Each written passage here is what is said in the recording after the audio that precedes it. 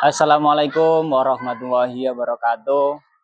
Kepada yang terhormat Bapak Ibu penguji uji kinerja UKM PPG Batch 4 tahun 2025. Perkenalkan, nama saya Muhammad Firman Taufik dengan NIM 25009113485, merupakan mahasiswa PPG dalam jabatan Batch 4 LPTK UIN Maulana Malik Ibrahim, Malang. Pada hari ini, Rabu 21 Januari 2026, saya akan melaksanakan praktik pembelajaran dalam rangka penilaian uji kinerja dengan mata pelajaran Sejarah Kebudayaan Islam. Materi pokok sejarah lahirnya Daulah Abbasiyah pada kelas 10 di Madrasah Aliyah Bahrul Ulum. Wassalamualaikum warahmatullahi wabarakatuh. Selamat menyaksikan.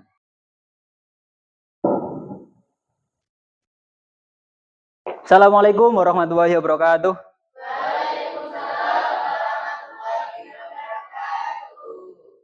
Bagaimana kabarnya hari ini?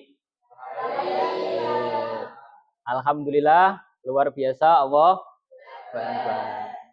Oke, sebelum kita memulai pelajaran pada pagi hari ini, seyogianya ketua kelasnya memimpin doa dulu.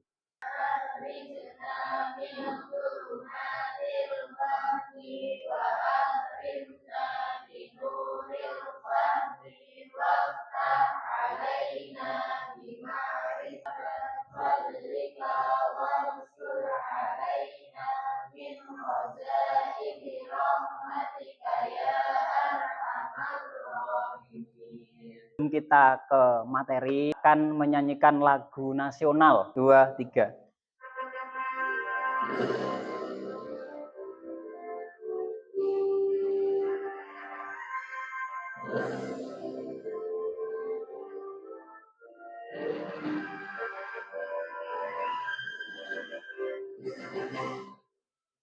Pancasila, akulah pendukungmu, patriot proklam.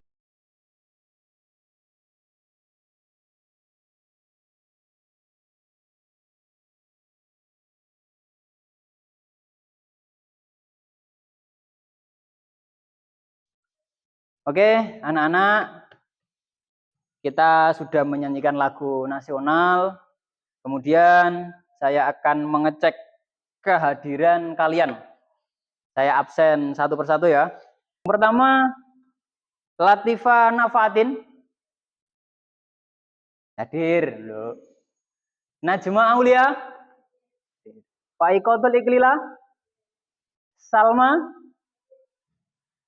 Keti. Izin. Zahi. Izin.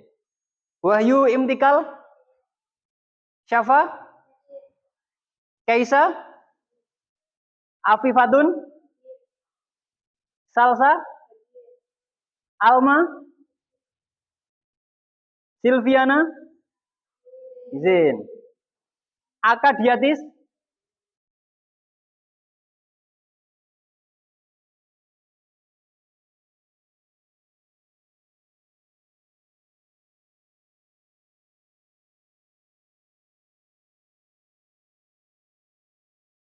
Oke, berarti yang izin 3 ya? Ya, oke. Yang izin 3. Kemudian sebelumnya coba dicek kebersihan dan kerapiannya. Dicek kanan kirinya. Lantainya sudah bersih? Ya. Dan mau mengingatkan terkait kesepakatan yang sudah kita buat. Seperti ketika pembelajaran tidak ada forum di dalam forum, tidak boleh ramai, tidak boleh makan, tidak boleh minum, dan tidak boleh bercanda dengan temannya. Masih ingat ya? Masih. Bilang tepuk 1 berarti tepuk 1 kali. Ya. Kalau 1 berarti 1. Paham ya? Kita coba ya. Tepuk 1, tepuk 1, tepuk 2, tepuk 3, Satu, dua, tepuk tiga. Oke, tepuk tangan untuk kita semua. Yakni sejarah lahirnya Daulah Abbasiyah. Sebelum ini masih ingat apa pelajaran yang telah kita pelajari? Tentang Daulah Umayyah.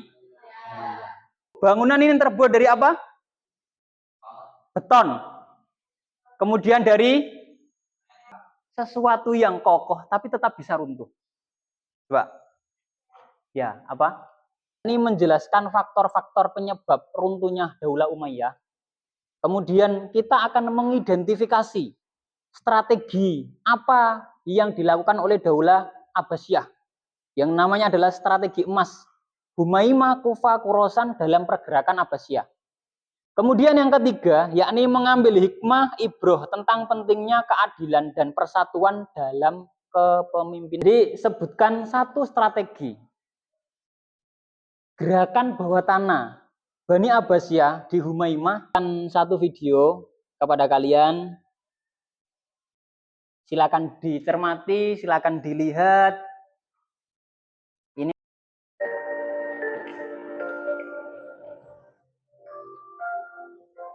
tentang beberapa materi yang akan kita pelajari nanti.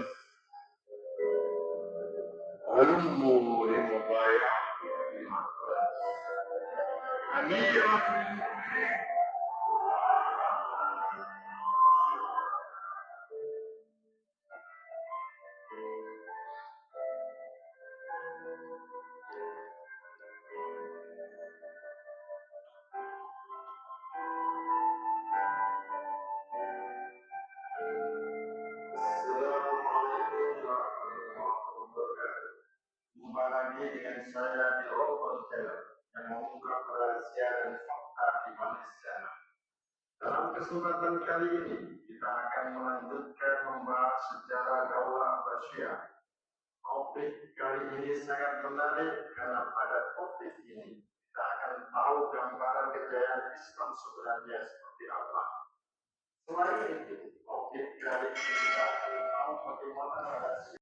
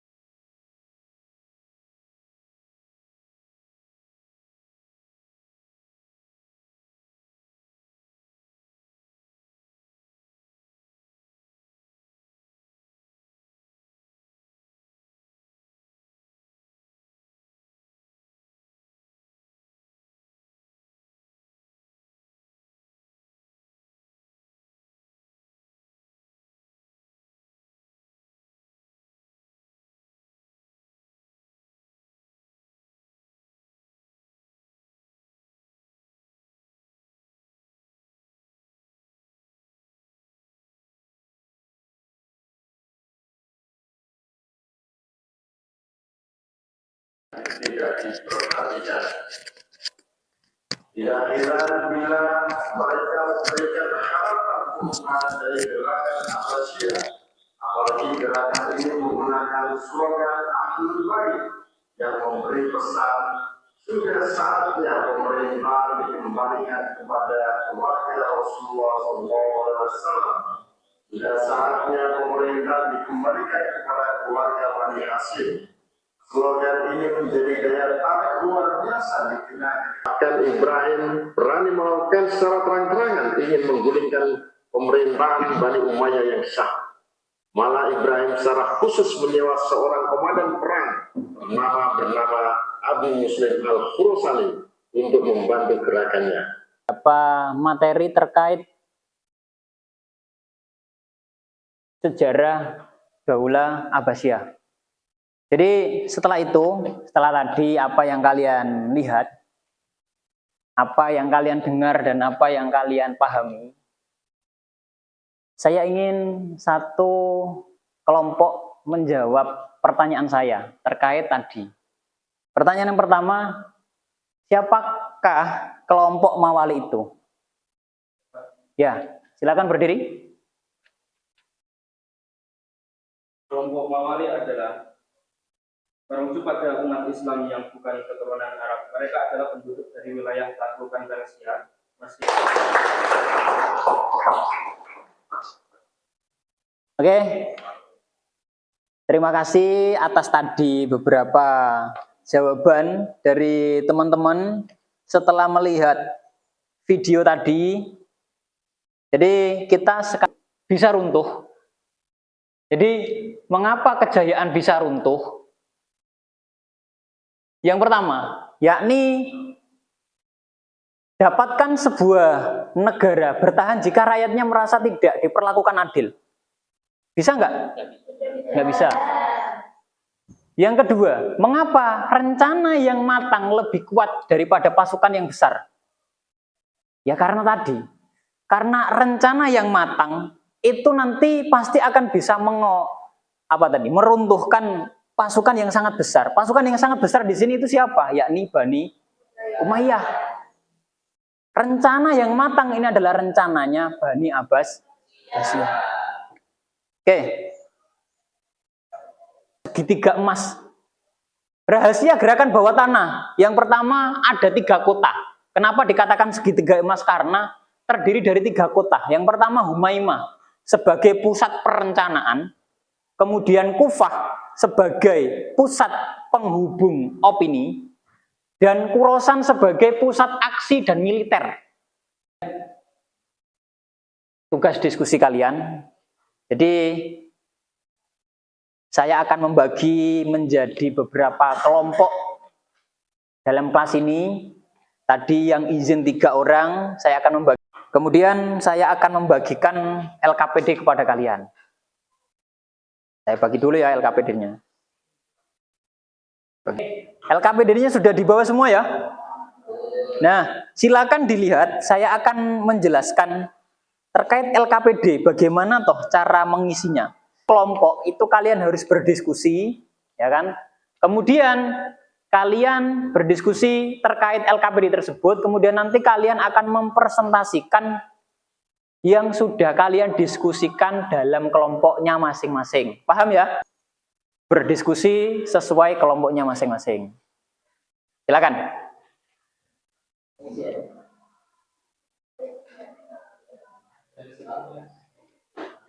Betapa nikmatnya.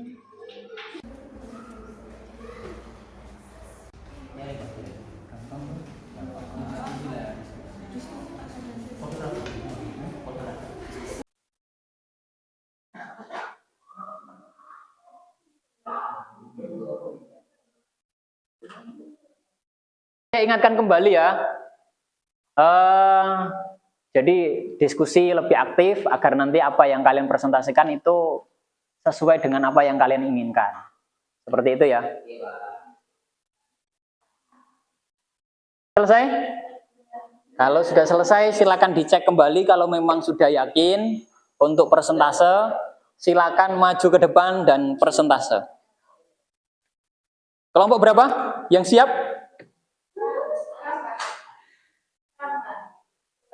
Oke, kelompoknya Pram. Silakan Pram. Berarti semua kelompok maju.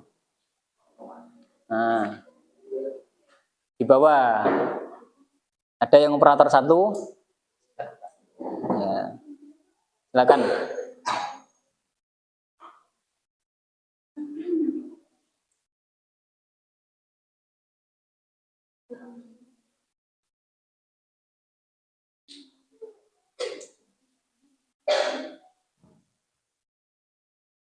Jadi silakan didengarkan ya, teman kita akan persentase terkait LKPD yang telah diskusikan tadi.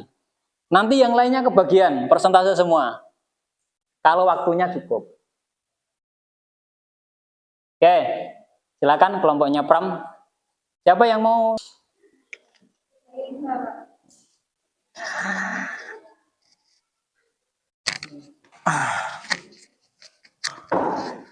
Oke, assalamualaikum warahmatullahi wabarakatuh.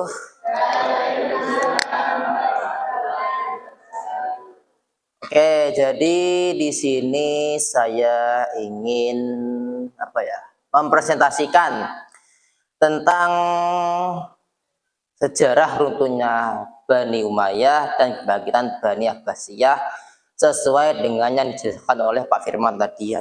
Lanjut Kak. Oke, yang pertama itu bagaimana kaum lemah bisa menumbangkan raksasa. Ini adalah pertanyaan besar. Bagaimana Bani Umayyah itu yang sudah sebegitu besar ya bisa runtuh oleh Bani Abbasiyah yang tidak tahu asal muasalnya. Yang pertama faktanya, Bani Umayyah itu adalah dinasti superpower. Dinasti yang sudah sangat besar yang kepemimpinan itu sudah terkenal di mana-mana. Kemudian di dalam Bani Umayyah itu ada masalah. Mereka itu runtuh pada tahun 132 Hijriah atau 750 Masehi. Kemudian akar dari semua masalah itu adalah keruntuhan bukan karena kurang senjata, tapi karena hilangnya keadilan dan strategi musuh sangat rapi. Ayo dilanjut. Mengapa Bani Umayyah bisa runtuh? Yang pertama itu adalah faktor sosial. Ini adalah faktor utama dari keruntuhan dari Bani Umayyah. Yang pertama itu adalah ketidakadilan terhadap mawali atau kaum non-Arab. Diskriminasi terhadap Muslim non-Arab seperti dari Persia dan Turki, mereka dianaktirikan, tetap membayar denda atau pajak, tapi mereka itu sulit mendapatkan jabatan. Akibatnya kaum mawali yang jumlahnya banyak berubah menjadi musuh dalam selimut. Jadi Bani Umayyah ini karena mereka tidak adil kepada kaum non-Arab, jadi kaum non-Arab itu melakukan pemberontakan kepada Bani Umayyah. Selanjutnya, faktor internal atau faktor dari dalam Bani Umayyah tersebut. Yang pertama adalah gaya hidup mewah. Penguasa akhir Bani Umayyah tenggelam dalam kemewahan dan jauh dari rakyat. Dan faktor keduanya adalah konflik keluarga, perebutan kekuasaan di istana yang tak kunjung usai. Sebentar. Nah, dua faktor ini itu sebenarnya satu akar masalah itu hilangnya akhlak atau adab pada para pemimpin Bani Umayyah, yang terutama pada pemimpin Bani Umayyah yang terakhir. Lanjut Kak. Strategi gerakan bawah tanah atau 3 pusat. Nah, ini adalah strategi yang dilakukan oleh Bani Abbasiyah untuk menaklukkan Bani Umayyah. Jadi Bani Abbasiyah itu meskipun hanya kelompok kecil, mereka itu bisa menaklukkan Bani Umayyah sebegitu besarnya karena mereka itu mempunyai strategi, yaitu gerakan bawah tanah, yaitu mereka melakukan manajemen pembagian wilayah kerja untuk pergerakan rahasia. Nah, wilayahnya itu ada 3. Yang pertama Humaimah, Kufah, dan Khurasan. Yang pertama Humaimah. Humaimah itu merupakan pusat perencanaan otak. Jadi mereka itu kalau merencanakan sesuatu itu di daerah Humaimah. Fungsinya itu adalah untuk menyusun ideologi dan strategi rahasia. Alasannya karena daerah Humaimah ini merupakan desa kecil terpencil, aman dari pantauan Umaymah. Yang kedua adalah daerah Kufah, merupakan pusat penghubung. Fungsinya itu adalah basis massa dan transit informasi. Alasannya karena kota ini strategis untuk komunikasi dan mobilisasi. Yang ketiga adalah daerah Khurasan, yang yakni merupakan pusat eksekusi atau pusat militernya. Fungsinya adalah untuk melatih militer dan merekrut pasukan. Alasannya karena daerah Khurasan ini jauh dari pusat Umayyah dan kondusif untuk persiapan militer. Lanjut. Lalu kemudian mereka itu menerapkan yang namanya kekuatan propaganda atau bahasa Inggrisnya political branding. Ar-ridha min Ali Muhammad, kepemimpinan yang diridhoi dari keluarga Nabi. Nah, ini adalah slogan yang telah mereka sampaikan kepada kaum-kaum yang ditindas oleh Bani Umayyah, yaitu ar-ridha min Ali Muhammad atau kepemimpinan yang diridhoi dari keluarga Nabi. Jadi slogannya mereka itu ingin mengangkat pemimpin dari Bani Abbas atau Bani Abbasiyah itu yang merupakan Ahlul Bait atau masih keturunan Kanjeng Nabi.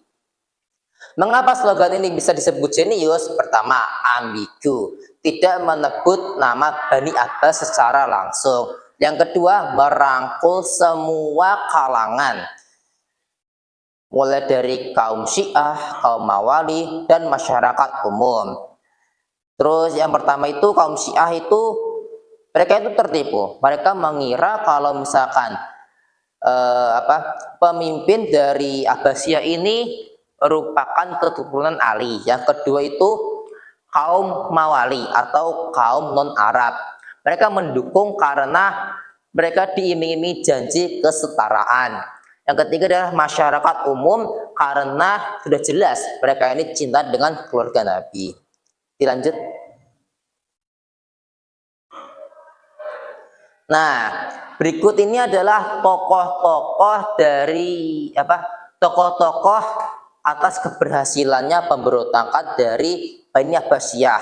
Yang pertama itu adalah Muhammad bin Ali atau merupakan konseptor, orang yang memikirkan konsepnya dan juga merupakan peletak dasar dari ideologi. Kemudian ada Ibrahim Al-Imam, merupakan pemimpin jaringan dakwah. Kemudian Abu Muslim Al-Khorasani, yakni merupakan panglima perang dan simbol dari kaum Mawali, ahli strategi militer dan juga ahli diplomasi. Yang terakhir adalah Abu Abbas As-Saffah, sudah jelas. Beliau adalah pencetus dari Bani Abbasiyah. Sudah tertulis di situ yaitu khalifah pertama atau eksekutor proklamasi. Dilanjut.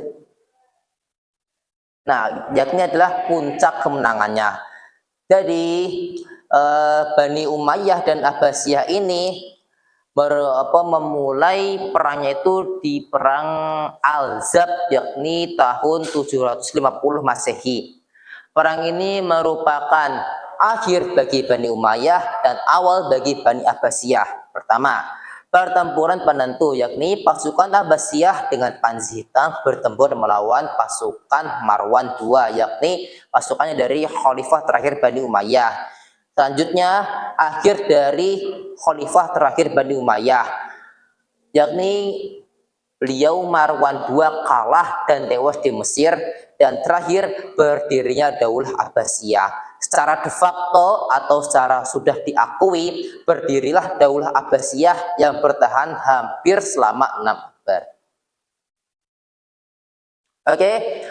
Mungkin itu saja yang bisa disampaikan oleh kelompok kami, dan berikut ada kata-kata. Sejarah bukan hanya hafalan masa lalu, tetapi peta untuk masa depan. Cukup sekian dari kelompok kami. Wassalamualaikum warahmatullahi wabarakatuh. Waalaikumsalam warahmatullahi wabarakatuh. Tepuk tangan dulu. Oke, silakan duduk. Oke, terima kasih atas persentase dari kelompoknya Pram. Kelompok berapa ini? 1? Oh, 1. Oke, dari apa yang disampaikan Pram tadi, ada nggak tanggapan dari kalian?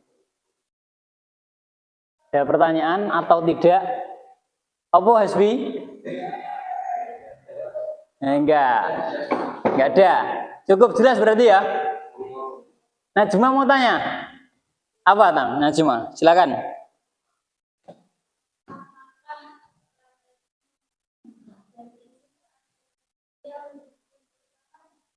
Menjadi kunci utamanya. Bagaimana?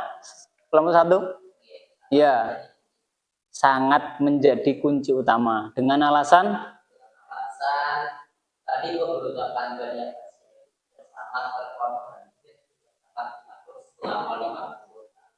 selama 50 tahun. Seperti itu Najma. Materi kita tentang sejarah berdirinya Daulah Abbasiyah, siapa tokohnya, kemudian bagaimana caranya, semuanya sudah kita pelajari tadi. Bahkan tujuannya itu apa, siapa pemimpinnya. Nah, untuk memberi, jadi itu yang perlu kalian tanamkan di dalam pemikiran kalian, bahwasanya dinasti Abbasiyah itu tidak hanya terkait dengan Harun ar-Rasyid, tetapi ada yang namanya Abu Abbas As-Safa, Abu Ja'far Al-Mansur. Ini mereka ini adalah sebelum Harun mengapresiasi kepada teman kita tadi, kelompok 1, kelompoknya Pram terkait apa yang disampaikan, sudah baik. Tepuk tangan dulu. Sudah baik, sudah berani, suaranya lantang. Untuk ke depan tetap dikembangkan, tapi tolong dikurangi terkait sering membaca slide. Nah, kalau nanti ke depannya disuruh persentase pada kegiatan-kegiatan yang lain atau pelajaran-pelajaran yang lain, silakan dikembangkan. Tapi jangan banyak membaca slide.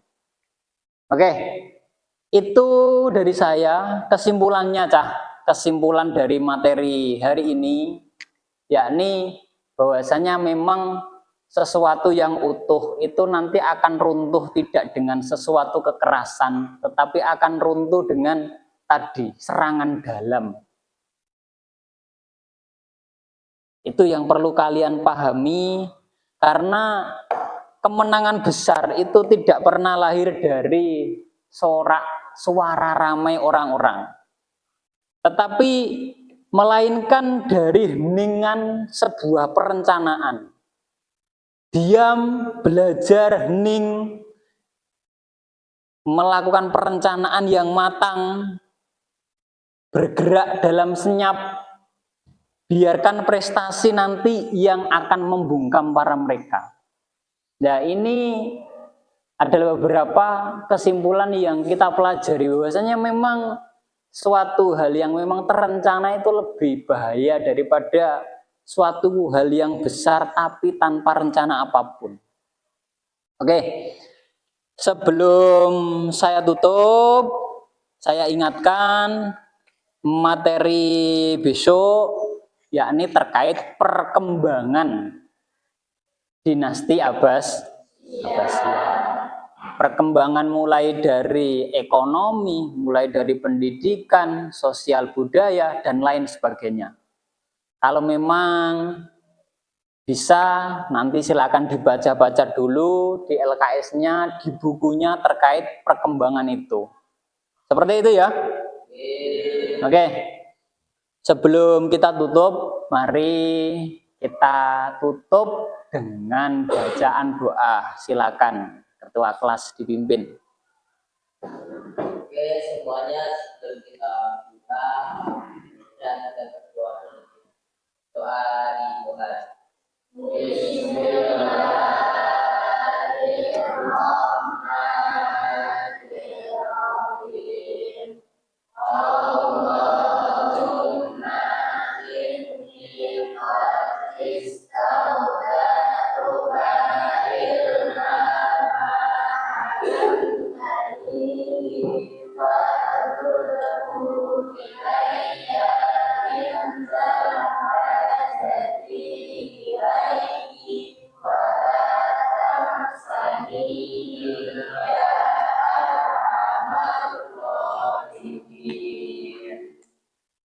Oke, cukup sekian dari saya. Muafiq lakum min thoriq. Wassalamualaikum warahmatullahi wabarakatuh.